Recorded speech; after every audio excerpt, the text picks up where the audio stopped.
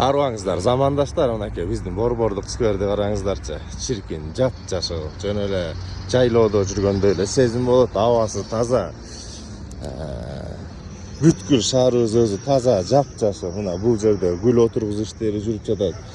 Тротуарыбыз жаңы, жолдорубуз жаңы. Мына бул быйылкы елкалар отургузулган. Булардын баары мына быйылкы жаңылар, достор. Мына карагылачы, эмне деген кооздук, эмне деген кооз керемет.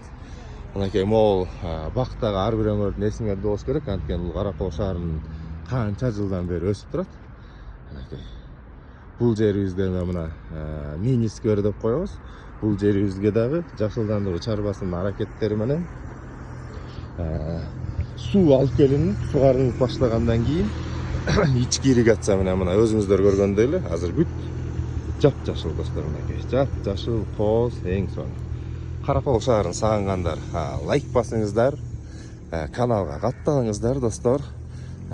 Кара Кол лайф менен бирге болуңуздар. Карагылачы, эмне деген Кара Кол шаарына жаз эми келди десек болот. Жап-жашыл, күн жылуу, маанайлар жакшы.